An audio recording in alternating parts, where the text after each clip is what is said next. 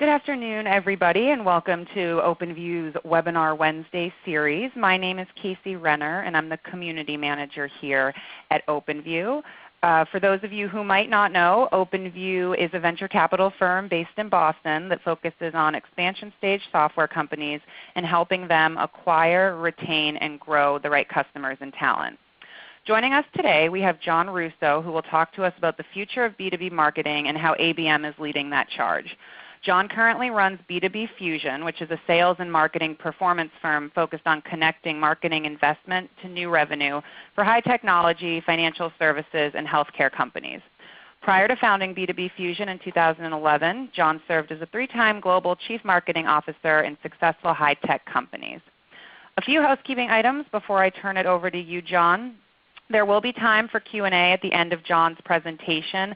As questions come up, please use the chat feature on the left-hand side of your screen, and John will try to get to as many as possible. And if there are some outstanding ones left at the end, we will make sure to get you the answers to those as well.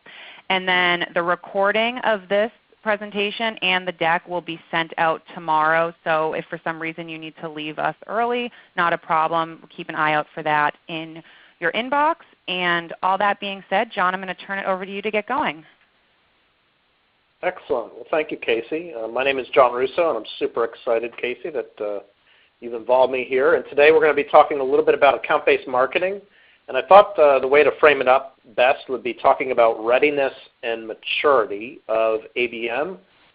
If you're in an enterprise or if you're a consultant working on behalf of an enterprise, you'll be able to walk away with kind of an understanding of where you're at to where you need to be from an ABM viewpoint. Before we jump in, let's start with a poll. And on the poll here, you see several alternatives. I'll explain each one, and then you can actually begin voting. And basically what I'm asking is, what's your biggest challenge moving toward an ABM strategy?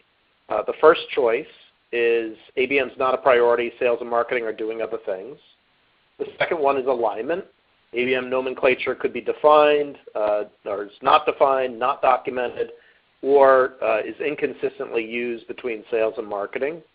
The third choice being technology. You may not have the right ABM technology purchased, or if you have it, it may not be configured properly for ABM. The fourth being data quality. You may have poor data quality, disparate data, missing data, no owner of data, things like that. Or the fifth category, what I call living the dream, more than one of the above. So we'll give you a few moments to do some voting there. And if you're a consultant, please respond based on what you're seeing within your organization or the client that you work on. The votes are still coming in.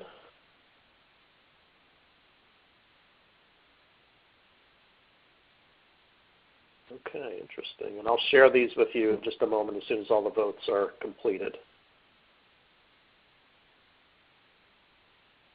And a really good turnout today, too. All right, I'm going to close the poll and give you kind of a snapshot. So interesting, more than one of these issues in the above, and several of you on the ABM is not a priority. Before we get any further, I will say that I'm not surprised on the ABM not being a priority. What I am hearing a lot about right now is this is a vendor-led initiative. Vendor-led meaning a number of the vendors are talking about ABM, not necessarily enterprises. It's kind of early days for enterprises, even though ABM has been out for a while. But not surprising that it's not necessarily a priority. And interesting that so many people say multiple things are issues here. So we'll dive in a little bit deeper. As we leave today, what I'm hoping are tweetable takeaways for you is to really think about the right questions to ask about ABM and to think about whether you or your clients, where you're at in the maturity curve of ABM adoption. We've got we've got a hashtag here, Webinar Wednesday, as Casey mentioned. Our Twitter handles here, OpenView Venture VC, and then my Twitter handle as well, at B2B CMO, if you decide to tweet. 2 slides about myself, and then we'll get into the actual content. And as Casey mentioned, I really focus on sales and marketing effectiveness. And one of the challenges that I found as a CMO, I worked in the silo of marketing, and oftentimes I found that sales was either operating in a slightly different direction or had slightly different needs than marketing. And all my vendors were very marketing-centric, and very few actually focused in the middle category of performance and improving performance. I called it the gym membership syndrome. A lot of vendors would come in and sell me gym memberships, and the gym memberships weren't getting me in revenue condition. I was really looking for the personal trainers to help improve my performance and accelerate my progress in connecting marketing investment to new revenue. And what I found out was not many people across my network, and I've got a very broad network, actually did this kind of work, and that's where I founded the organization about 5 years ago as a vendor-neutral entity. And you'll hear that referenced a number of times today. I'm vendor-neutral in that at day's end I don't have a horse in the game here in terms of which vendor wins or loses. But having said that, we do focus on certain vendors in terms of optimization of technology. When we say optimization of technology, Marketo, Eloquent, and Salesforce are our wheelhouse of technology areas that we spend a lot of time in. And most of our technology services are around strategy assessments and process architecture. To me, the certifications are kind of table stakes. You need to have that as part of the requirement. In fact, I'm certified. I'm a Marketo certified expert, an Eloquent master, and Salesforce admin. I never thought as a former CMO I would say that. But I have found that it really helps me understand from a business viewpoint what the capabilities are of the systems and how they could be leveraged to get lead generation, or now in account-based marketing, what can or can't be done. The other interesting value add is we've got expertise in email deliverability. One of my CMO assignments, I was head of marketing for a company called ReturnPath, which did all the email deliverability for the entire marketing automation vendors. They were all my channel partners. So I had a bird's eye view of marketing automation over the last 7 years. Okay, enough about me. Let's get on to what you came here about, and let's talk a little bit about ABM. I thought before we jump into the questions, we'd begin by setting the stage of definitions, the types of ABM, concerns that we're seeing early in the marketplace, and then we'll get into the question side of things. One thing that I was mentioning to Casey earlier on, I just came off an East Coast road tour with a number of enterprises in Boston, New York City, and Atlanta. I'm based right outside of New York City currently. And on this road show, we had a series of enterprise executives, and we had a vendor, John Miller, founder of Marketo, who's also now the founder of Engagio, present about ABM and kind of marketing technology challenges. What I was pleasantly surprised, and when I say marketing executives, we had the head of demand generation for General Electric, Lawrence DiCapria. We had Cynthia Gumpart, who was the head of digital marketing at CA until last week when she just took a new CMO role. We had a general manager from IBM, and we also had, and I'm not just trying to name drop, but trying to paint the picture here, we had Peter Herbert of an OpenView portfolio company also on our panel. Now, you probably haven't heard of version 1, smaller company, but of everybody that I talked with over that span of multiple cities and multiple executives, Peter had the most impressive case in terms of actual progress relative to any other organization on account-based marketing. And what struck me about Peter when I got to know him a little bit was the level of effort that he put behind optimizing different technologies in and around account-based marketing. Now, his particular company is focused on agile software, so he is used to being able to turn on a dime quickly. It's kind of in the company's DNA, so he's got a little bit of an advantage there, and he's also got a SaaS-based platform. So he does have a few advantages that some of the bigger companies don't have. But he was leading us through a story about how he optimized different vendors, Terminus, LinkedIn, Engagio, and Demandbase, based on their performance and based on their cost, and actually had early tangible results that he could share in terms of progress. So I thought after listening to about a dozen or so different executives, his use case stood out the most. Let's start with a definition of what ABM is, and I've looked at this in two different viewpoints. The first, I looked at it with a lens of kind of a strategic viewpoint, mainly from a CEO or a head of sales, a non-marketing viewpoint. The other is what I would commonly refer to as our viewpoint, the marketer's viewpoint. From a strategy side, you're really focusing your time, your resources on an agreed upon defined set of accounts. You're aligning your customer interfacing organization to these accounts, and you're really improving your overall alignment, sales, SDR, marketing alignment, your customer resources toward that common goal. From a marketer's viewpoint, it's really an opportunity to align the demand generation work toward the accounts by customizing the message and the campaigns toward those accounts and enabling marketing measurement at the account level, not necessarily at the lead level. In terms of models of where it works well or where it doesn't work well, not particularly effective on transactional B2B sales. So let me give you an example. I had a client that did a lot of online information pamphlets that they sold, and it was a very transactional, a couple $100 type subscription. Not particularly effective in that kind of model. But in other models, it can be very effective. Now, a marketing presentation would not be complete without a GIF, and unfortunately, ReadyTalk ate the GIFs. So we'll just have to use our imagination here on this slide, where on this GIF, they're shaking the net very aggressively, and this is large net fishing. And this is an analogy you'll hear frequently from a lot of other marketers out there. The other side of the equation is this is actually a spearfish, and you can't really see it, but hidden in here is a fish. And in this GIF, the spearfish actually goes after the fish, so it's probably a good thing that the GIF isn't working.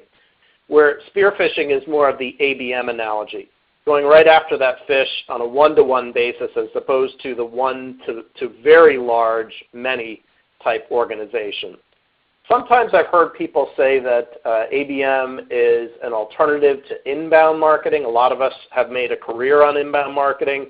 We know that sales-wise, it's very difficult to sustain a business on inbound alone.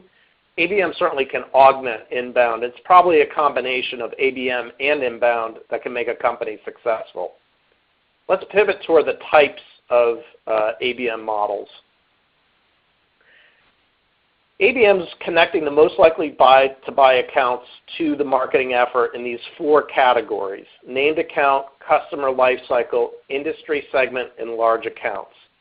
And in each of these areas, it's very easy on a PowerPoint to say, oh, there's four types and we should go off and go identify a long list of targets. These are really, it takes a strategy. It takes a concentrated effort to figure out who is it that you're going to go after in conjunction with sales. And going back to the survey that you all participated at the beginning where you said 25% of you, ABM is just not a priority. What I would suggest is if you're considering ABM as a strategy, it's got to be something that's either co-led with sales and or a CEO of a company that's saying it's a company initiative. Too often I find, and I was guilty of this as a CMO too, marketers introducing their Star Trek speak of, hey, we're going to do ABM now, and we're going to identify this, and we're going to go after a bunch of new accounts. When it becomes a company initiative, you could sit down jointly with the sales team to really plan out who is it that you're going after. Once you understand who it is that you're going after, then it becomes more of a question of how do you go after them. So let me give you an example, or let me double-click into one of these. Named account. A named account strategy may have significant numbers to go after, much more so than, say, the large accounts, which is very narrow on a small number that's focused.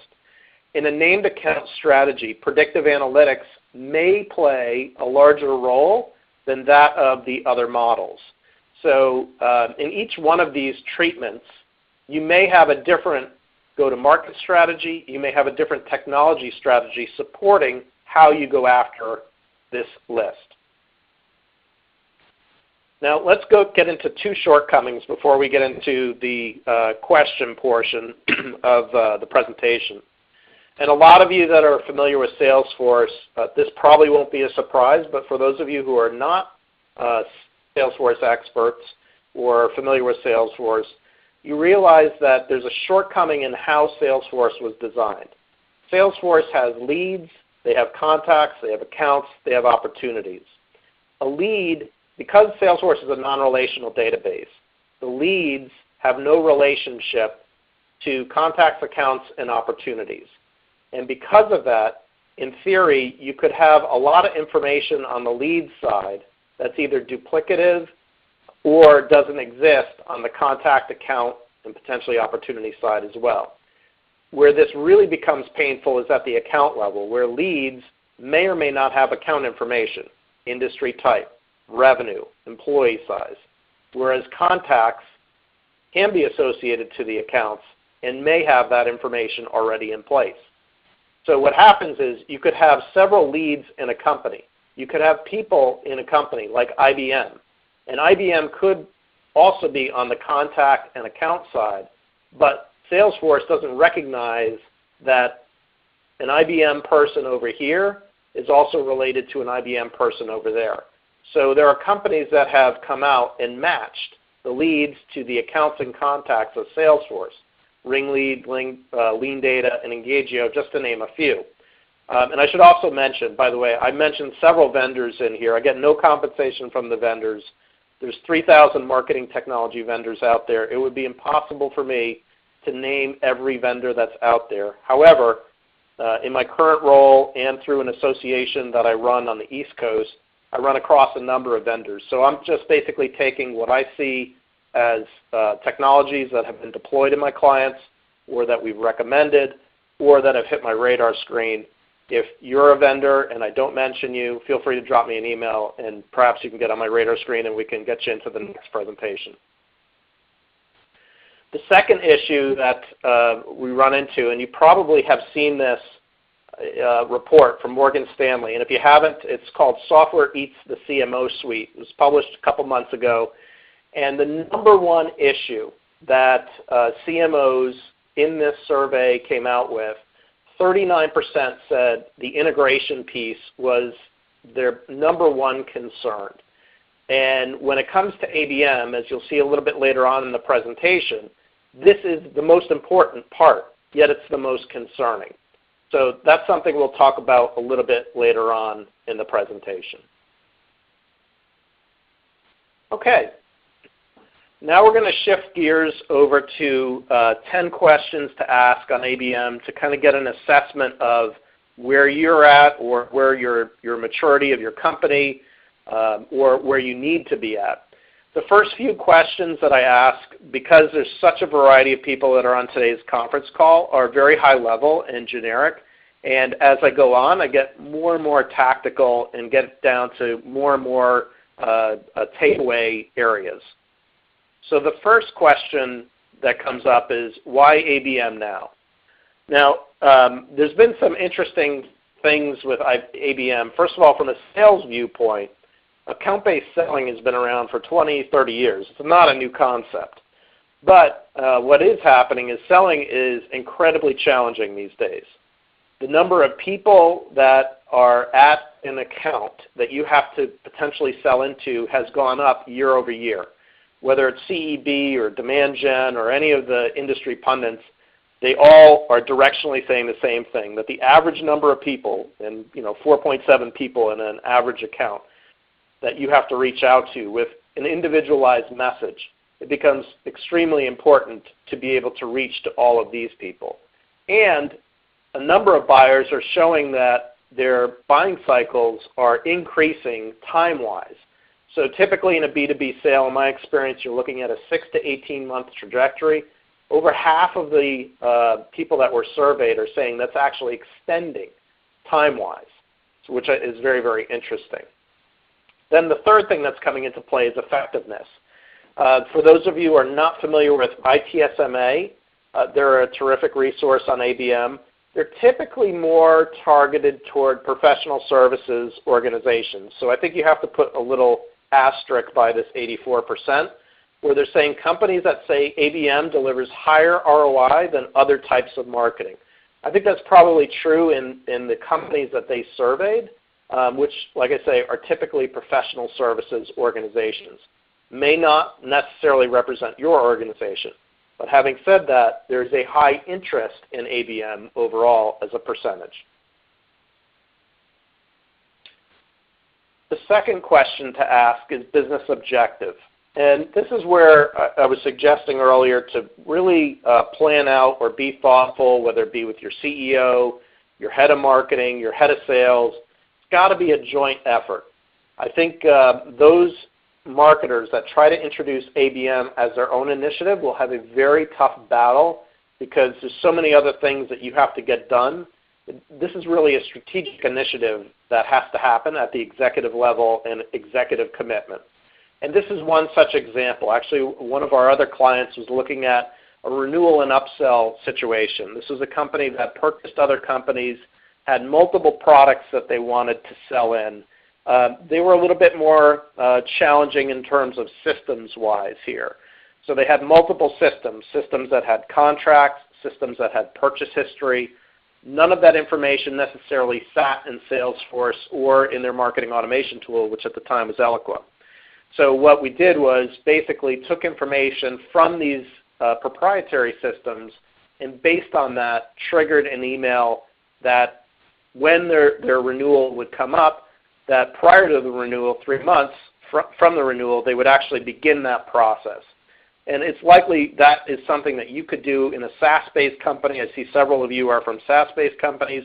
You probably are doing something very, very similar with likely different technologies, but accomplishing the same thing.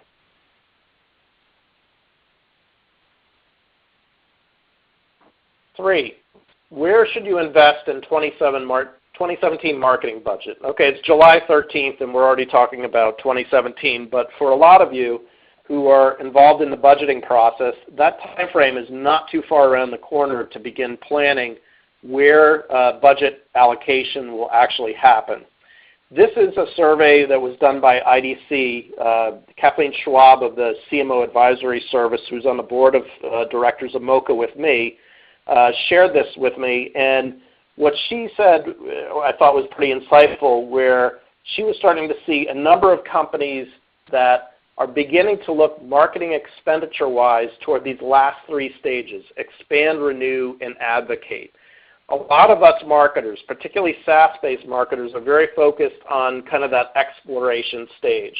But increasingly, especially if the economy turns, not necessarily for the positive, holding on to customers or retaining customers will become very, very important.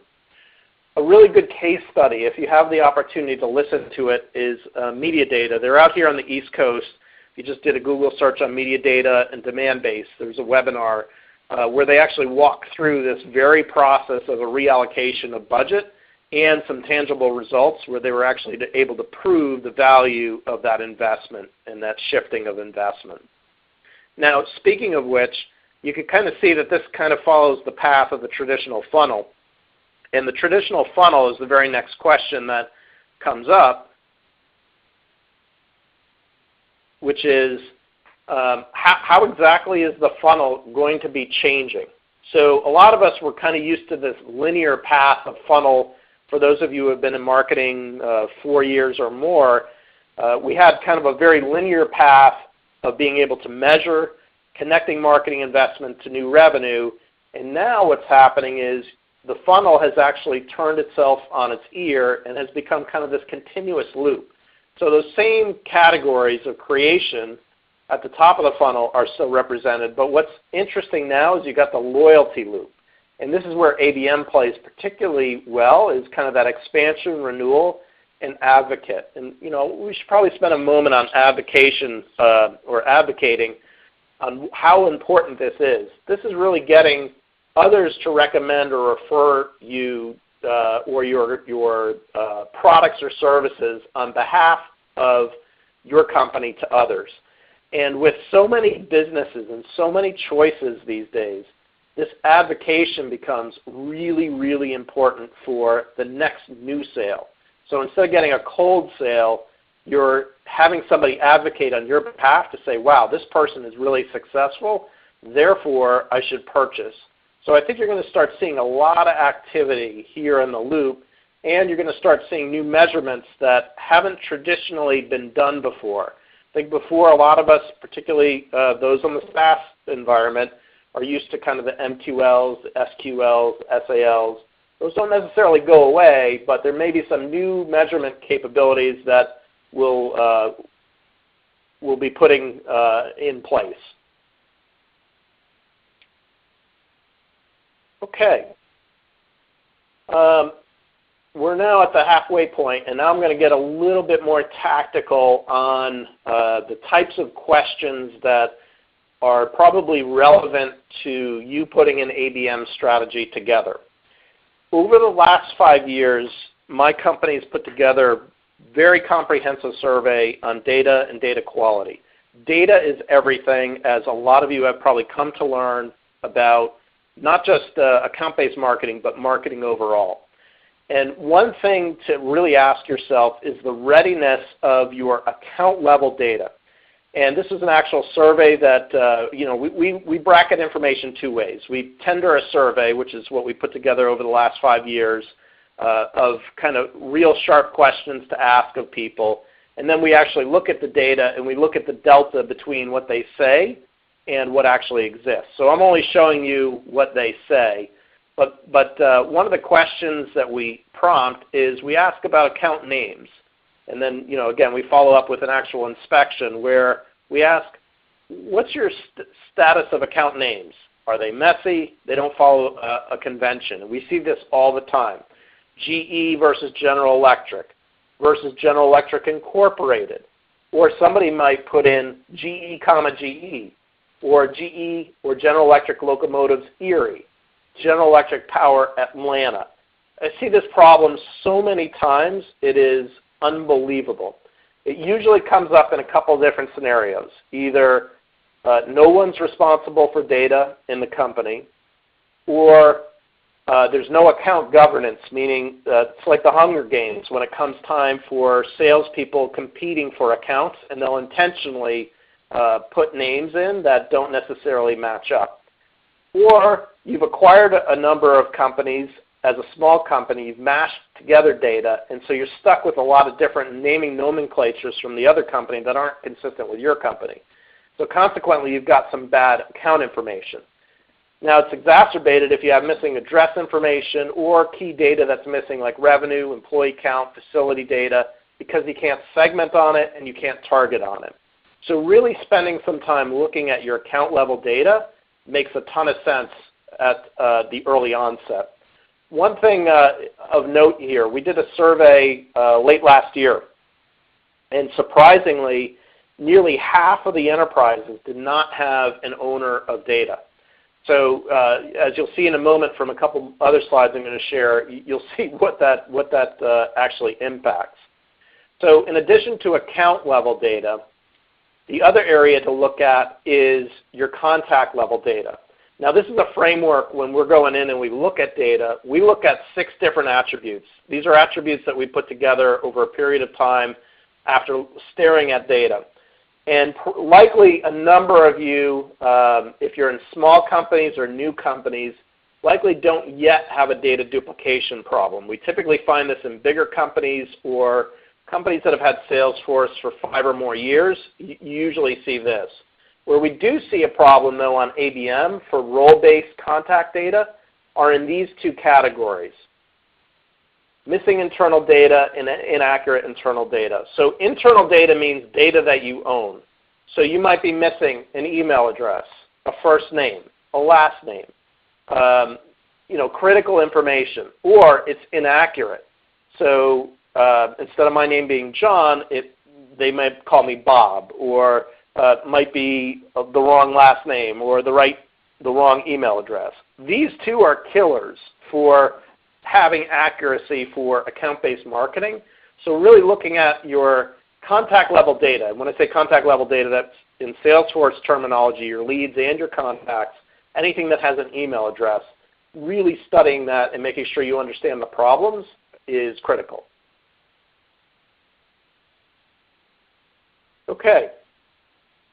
The other interesting thing I found as a CMO is, and very interesting with these technology companies, everybody says that the technology will make your jobs easier. And I remember when I was first sold marketing automation, Eloqua at the time was an investor in my company. They were like, oh yeah, it's going to automate a lot of your jobs. You're not going to have to worry about doing much in the way of marketing automation. Well, the promise sounded really good. In reality, anytime you have an initiative like this that involves technology, as we've all learned, it requires people. It requires capabilities. It requires talent. I'm assuming that you've got kind of a baseline operation of capabilities in your company. You've got some sort of marketing operations function, a lead generation function, some content, and somebody who has that hybrid of creative and technical. That to me is kind of a minimal entry point. What's new is the fact that you're going to have new analytics to produce. You're likely going to have to produce personas that are account related. You're going to have to create content that's specific and tailored to that account.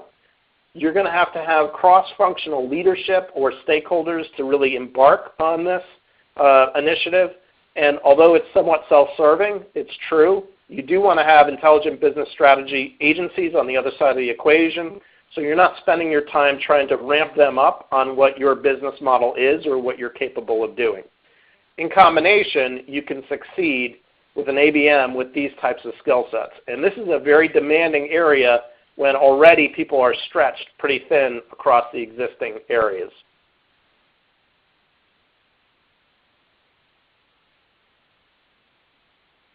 Several of you are probably familiar with retargeting, and retargeting is nothing more than keeping your brand in front of accounts. And there are a number of providers out there that have the capability. In fact, LinkedIn, up until very recently, had a very intriguing offer. They bought a company called Bizzo, where Bizzo had a database, and they were going to basically combine LinkedIn's data with Bizzo's data to very, very effectively target end users.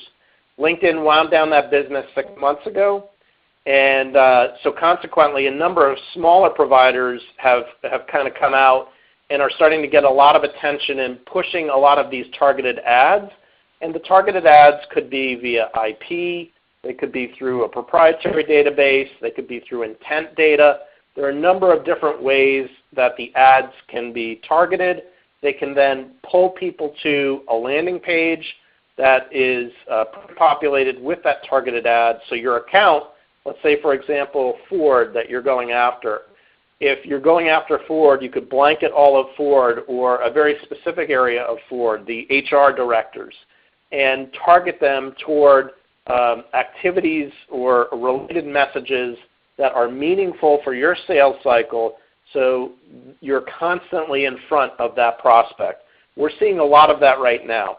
We're also seeing the rise of ad blockers. So this is not a silver bullet tactic. It's likely one tactic of several that could be used within ABM.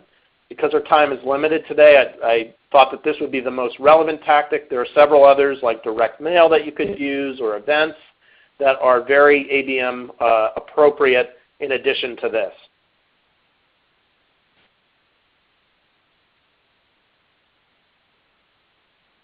Then, as we're winding down our questions, having a personalized experience on the website is really a function of a lot of different technologies. And it was difficult to come up with one kind of framework that could be used for any company that joined today's call. This is a bigger company scenario where they would have a data warehouse. Data warehouse in a lot of smaller companies is usually in the CRM system. So typically the data warehouse may have billing, contact information, it may have contracts, purchase history, and it might have your marketing automation preferences, it might have CRM data. This is just one model of looking at it. But within that model, we've got several technologies that could potentially augment these capabilities. So usually you find some sort of data providers, and there's 80+ data providers out there. So if I missed you, I apologize. But the net of it is there are a number of data providers. Some are more predictive than others.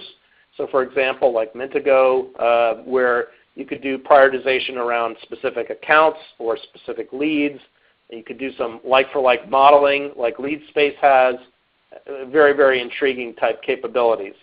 Then on the other side of the equation, in addition to kind of those targeted ads, you have kind of the optimization of web pages. So Optimizely or Monetate.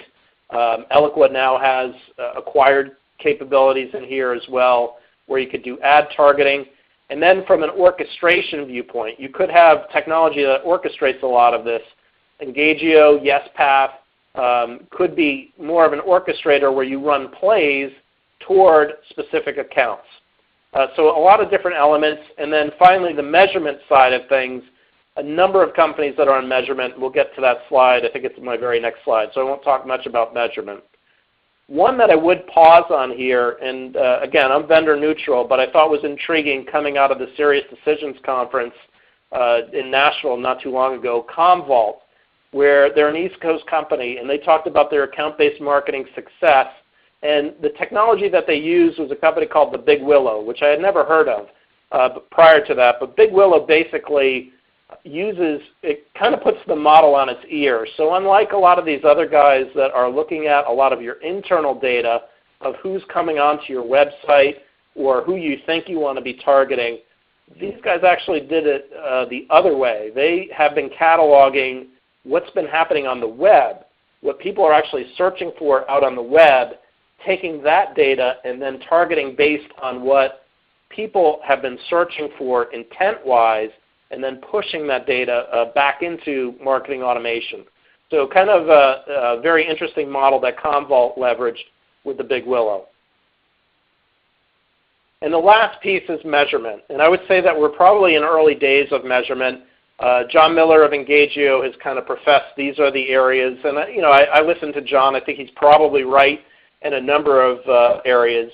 I would say that he's got a very aggressive reporting capability in Engagio, which I think is probably the right thing to do. But certainly on these attributes, coverage, awareness, engagement, impact, and influence. Coverage, making sure you've got sufficient data coverage of the contacts. Awareness, are they aware that you're actually selling these types of solutions? Engagement, are the right people spending the right time at accounts? Program impact, are they reaching the right accounts? And influence in terms of deal velocity and flow. On the deal velocity side, I've done a lot of work with Full Circle, and although they started more at a contact level engagement, they've pivoted their model more toward an account-based marketing. That too is an interesting measurement platform.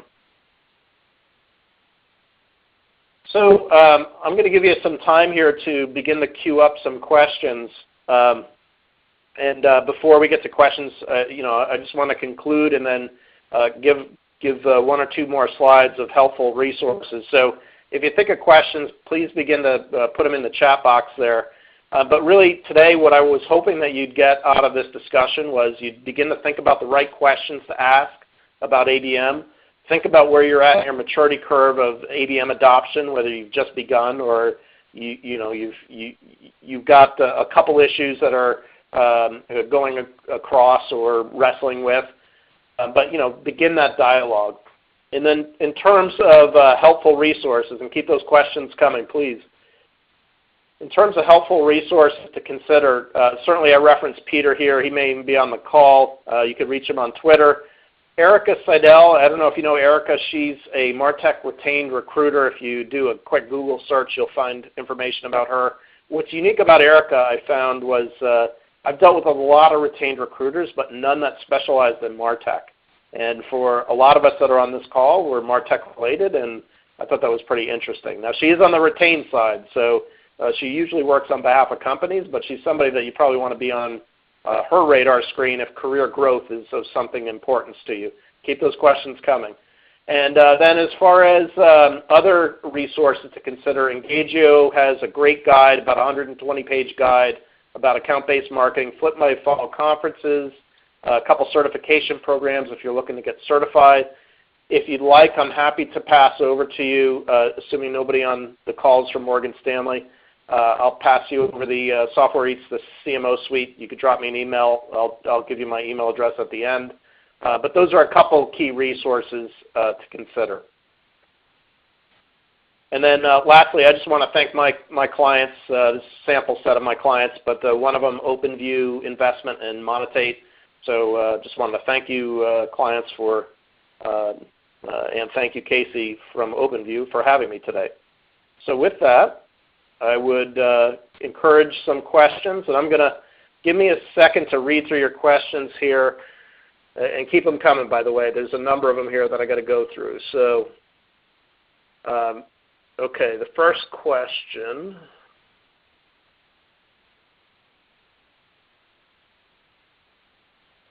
Okay, so good question. I'll just call him Tony. We are a small startup generating new accounts from scratch. These are large accounts, small in number, high touch. Is ABM relevant for a company our size and maturity? So Tony, I would say it depends. A small startup, you're probably going to be very, very tight on resources. And I would, depending on where you're at in kind of your stage of startup environment, typically what I found when I was more on the startup side of a CMO than big company CMO was I found that you almost have to do whatever it takes to get accounts in the door. Account-based marketing might be a little early for you. However, if you do decide to go after it, the high-touch area that you talk about definitely would be a factor.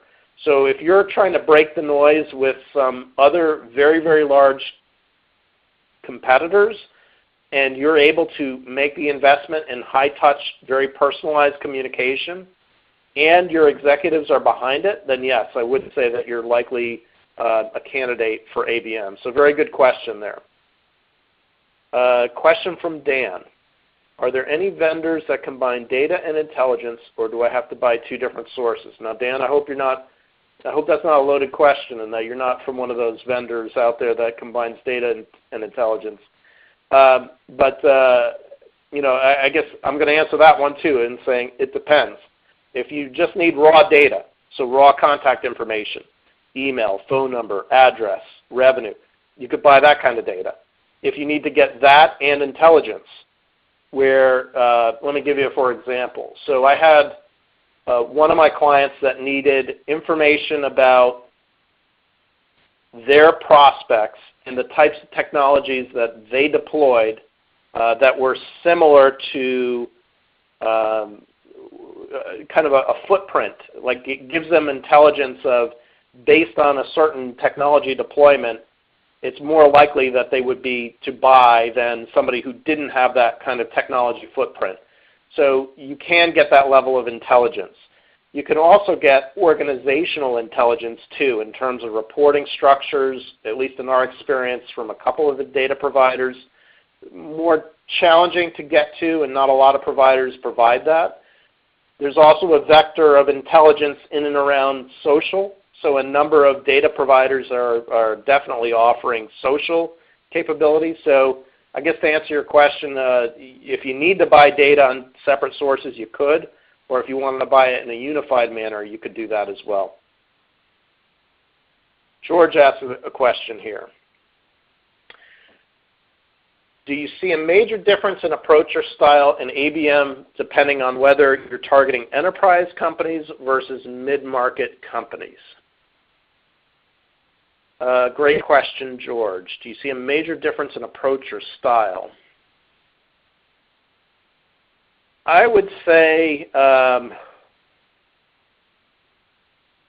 the difference on that would probably be, it depends on who you're selling to. In an enterprise company, going back to that example that I was using, George, where you had General Electric Locomotive, General Electric Automotive, you've got all these different divisions. So selling to an enterprise, having that what's called hierarchy is super, super important. In the mid-market, that hierarchy it's not as pronounced, I guess, would be the way to say it.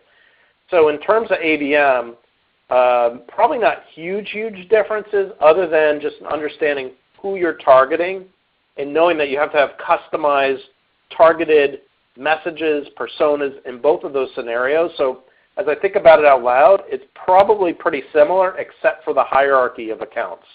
Very good question. Question from Lauren. How long does it take for most SaaS organizations to implement ABM if spearheaded by 2 to 3 internal champions? Lauren, you could do this in 25 minutes or less. I can't hear you laughing on the other end. I can only tell you what Peter shared with me from version 1, because I asked him a very similar question. That's a very insightful question that you're asking, Lauren. He had a little bit larger of an organization. He was also in an agile environment. He was able to implement and see results within about a 6-month time period. Pretty quick. He's a SaaS organization, smaller company, but definitely saw some of that kind of immediate impact or quick win. The one thing I would caution you, Lauren, on those 2 to 3 internal champions is, I would hope if you're a marketer that you've got kind of a salesperson on the other side of the equation that's helping you out. You don't want to be rowing that canoe by yourself. Okay, George asks a question here. If so, how do you define the difference between the two? What are the thresholds that you should look for and differentiate? I have to go back to your other question. You know what? I'm going to skip that one, George, because I have to scroll back up. So if I didn't answer your question, just ask it again in the chatter box, and I'll get it to you at the end again. Sally asked the question. The list of vendors and what they offer is rather daunting. I agree, Sally. While being vendor neutral, what capabilities should you start with, or does that depend on the focus of your ABM program? Oh, excellent question, Sally, and a couple things. A, I'd be happy to help you out offline too on this if you want to drop me an email. But typically what I do is I put the model the other way around, and it's probably because of my CMO experience. I usually like to start with the business strategy first. What is it you're trying to accomplish, and how and why, and really understanding that definition and getting clarity around that. Step 2 would be then figuring out the gaps of, okay, now that I understand what the strategy is, I'm now going to start filling in the white space of the technology gaps. What do I have versus what do I need? Now the challenge is with 3,000 vendors out there, it's near impossible for you to understand all of the capabilities. It's somewhat self-serving, but talking with people like us or with others that are outside that are talking to a lot of the vendors, you may be able to get a more well-rounded viewpoint of what's working and what's not working. Definitely want to leverage your network on that regard. There's so many vendors out there that have so many overlapping capabilities right now, and there's also a chance that your own marketing automation platform can cover a good portion of this ABM capability. So you really want to be thoughtful about the investment that you have to make, why you have to make it, and you don't get upside down and just buy technology for technology's sake. Okay, Claire's asking a question. Do you advise ABM social tactics? And if so, what tools do you measure engagement with individuals on channels like Twitter and Facebook? Ooh, so yes, and I don't know. Yeah, you definitely want to put oars in multiple social tactic waters there. So when I was out on the road show just this past couple weeks ago on the East Coast, most of the companies are having a lot of success right now with LinkedIn. A few of them are starting to experiment with Facebook. I haven't found a lot of B2B companies that have had extreme success with Facebook and Twitter. Definitely LinkedIn. And so you may be able to leverage vendors that go can cross-post or cross-populate. The challenge I think you'll find, as you point out here, is the measurement side.